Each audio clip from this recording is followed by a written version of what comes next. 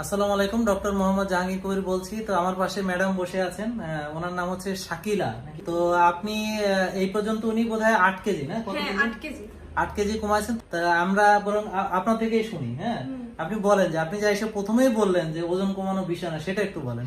ওজন কমানোটা আসলেই কোনো বিষয় না। তো এই ওর কিন্তু এখন চেহারাটা মনে হচ্ছে যে আগের চেয়ে অনেক Glaze করছে। গ্লেজ করতেছে। এটা বলে নাই কেউ, 2-4 জন? না, ও সবাই বলছে ওয়েট কমছে, ভালো লাগতেছে, তবে ওয়েটটাই কমাতে চাইছিলাম। আমার এত হ্যাঁ। খুশি লাগতেছে যে মানে কি বলবো, এটা আমি ছোট থেকেই এরকম, কিন্তু হ্যাঁ। মানে এত বেশি খুশি লাগতেছে বলার বাইরে। আচ্ছা, আপনি বলছিলেন যে আমরা বংশগত মোটা। হ্যাঁ, হ্যাঁ, হ্যাঁ।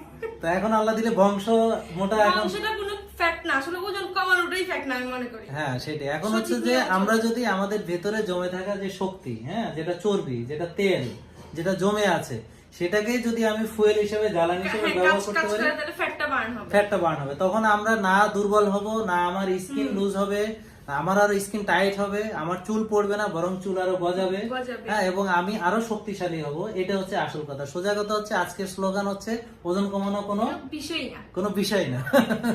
ঠিক আছে, ধন্যবাদ আপনাকে, অনেক ধন্যবাদ আপনাদেরকে। আসসালামু আলাইকুম।